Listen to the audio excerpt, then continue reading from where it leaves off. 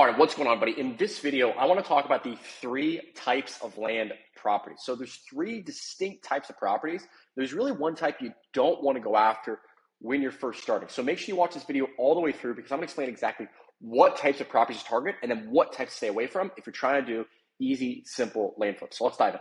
All right.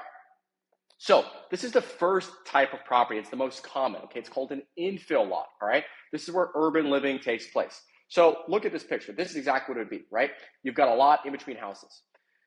Generally, these are going to be 2 acres and under, okay? And then again, typically these are going to be in city centers, places that are busy, right? Just places where they're homes, okay? The primary purpose of this land is to be built on, okay? So here's the problem with these. It's not that they don't work and can't make money. The issue is that it has one use case.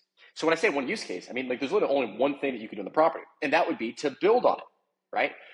The issue with that is it requires a lot more due diligence because there's things that you could miss in terms of utilities, right? Buildability, like wetlands, flood zones. There could be some weird building restrictions. Like, there's a lot of different things. HOA rules can come into play that you don't have those types of issues with more rural land, okay? And so because of that, you're more likely to run into issues that you're not prepared to handle if you're a newer investor, okay? Now, if you're a more seasoned investor, for sure, you can go after these. Now, in addition to this, they're also harder to price. Let me explain. With an infill lot, the price can vary street by street, right? Because think about a typical neighborhood. Maybe on one side of the neighborhood, you have like a golf course or a community center. Well, the stuff that's close to those amenities is going to be priced way higher. Or maybe there's a street where they're all new construction builds, like really nice houses. Well, those lots are going to go for more. And so sometimes you don't have very accurate comps, okay? And the prices can vary wildly between infill lots. So you can't mail an entire county, like, for all the infill lots there and expect to be accurate pricing because it's going to vary based on each neighborhood and subdivision, okay? So that's the issue with infill lots. Now, the pros of it are that in general, they're cheaper, right? Like, we're talking a few $1,000s. Obviously, there's some lots that are more expensive, tens of thousands, even hundreds of thousands of dollars.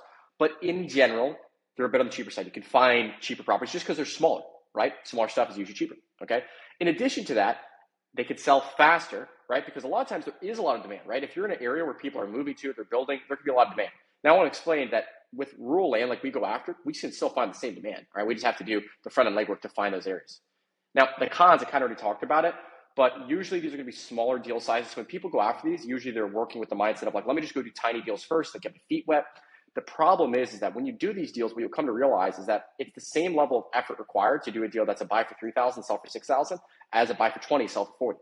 The same amount of work goes into it, okay? And if you're using other people's money, it doesn't matter how expensive the lot is because you don't even need to put your own money into the deal, right? And then again, it requires more due diligence. So that's the thing you have to keep in mind with these types of lots, all right? Again, avoid these because of the higher risk profile, right? There's more issues that can go on. There's more due diligence, more complex. We need to think about zoning, utilities, environmental factors, building restrictions. And that's something we don't have to take as deeply into account when we're doing land where it's, 5, 10, 20, 30 acres, right? Because there's other reasons that people buy those pieces of land, which we'll talk about in a second. And there's just better alternatives that are easier, which is going to be larger properties. Okay, so let's talk about the next type, rural infill, okay? So rural infill is basically, think of a rural piece of land like this. You can see it's very rural. However, there are still some houses around there. So that'd be something between like 2 and like 5 acres, okay? Where it has multiple use cases. So someone could build a house on it, right? It's big enough you can build a house. In addition, it's big enough that you could do recreational activities, right? So maybe you get a 5-acre piece of land, you build on the front, and then you have the back. You ride ATVs, or potentially you could hunt, right? It's still a little small hunt, but you could do other things out there. So there's multiple purposes, all right? Now, the key features of this, like I said, typically 2 to 5, sometimes upwards of 10. It just depends on what the neighborhood is like, right? You might find areas where there's these 10-acre plots where people are building on. In general, it's usually towards that lower end, though. It's going to be more rural, okay? So it's not going to be in the middle of a city. Think an hour, maybe a few hours outside of a big city, okay? And again, it's versatile. There's multiple reasons to use it, all right? Now, let's talk about my favorite type, the rural recreational, okay? These are large-scale opportunities. There's actually a piece of land I sold out in Hamilton County, Florida. This is about 19.9 acres. You can see it's a lot bigger, right? And this is very rural. There's no houses around it, right? There's a dirt road, okay? Generally, these are going to be 10 acres plus.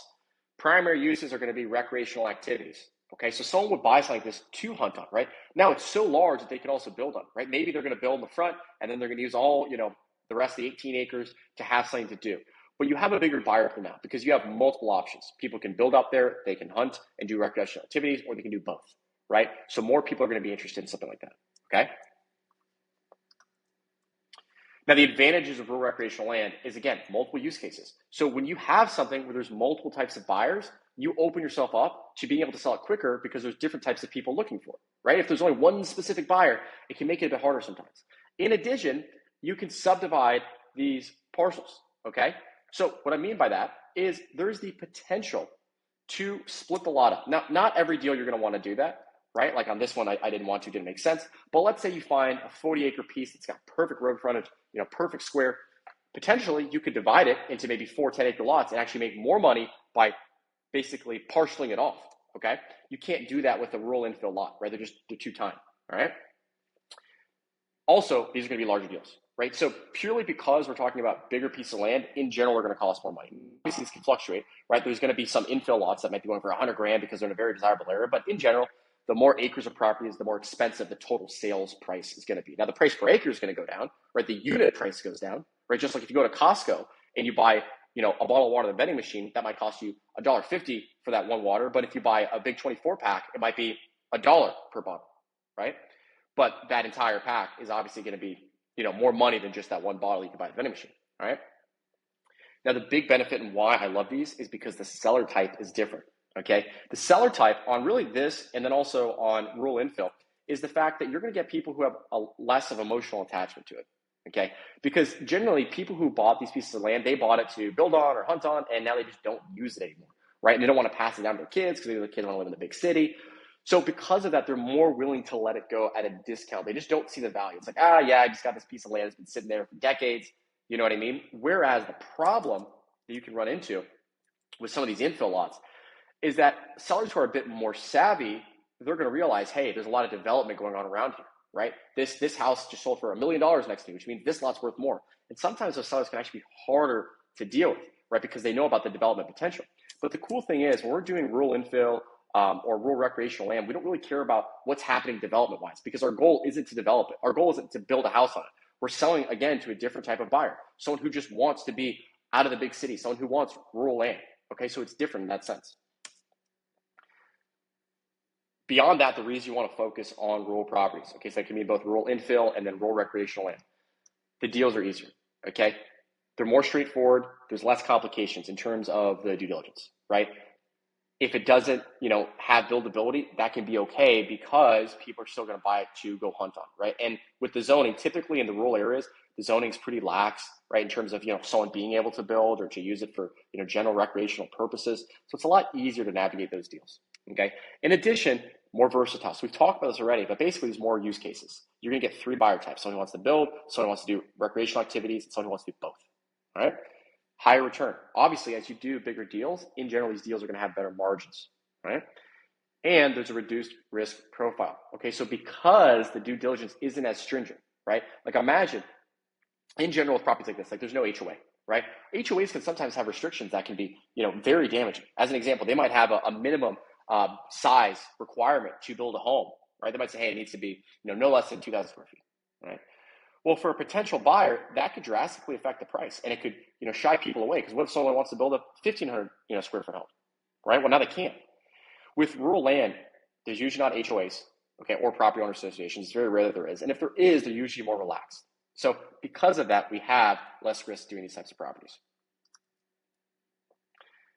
First and foremost, you need to do your market research. Okay, you have to understand demand because there's going to be demand for both these types of properties. In some areas they sell slow, some they sell fast. You always have to do that front end legwork to find where land is selling in 9 days or less. And a common misconception people have is that, okay, if I get this rural land, maybe it's going to take a long time to sell. That's only true if you don't know how to do your market research. If you know how to do market research, you can find quite a bit of areas all around the country where land is selling in 9 days or less. There's areas that are just popping, right? Cassville County, North Carolina, Hamilton County, Florida, Russell County, Alabama. But you have to be able to do that market research. I have other videos on this channel where I talk about that, but that's probably the most important thing. Next is due diligence, right? Remember, you always have to do good, thorough due diligence. What you don't want is to get stuck with a property where you totally miss something, right? Maybe there was a ton of taxes owed, or maybe there's wetlands on the property, or it's in a flood zone. You got to know that stuff on the front end, right? And then the exit strategy. You need to understand, how are you going to sell this? Like, what is that going to look like? Are you going to do a regular flip on it, where you're going to buy it, hold it, sell it? You can do a double close. That's a very common strategy. It's basically wholesaling the property like we do. Or are you a bit more advanced and the property could be subdivided, right? there's all that potential there, but you need to understand exactly what the different ways that you can do this are going to be.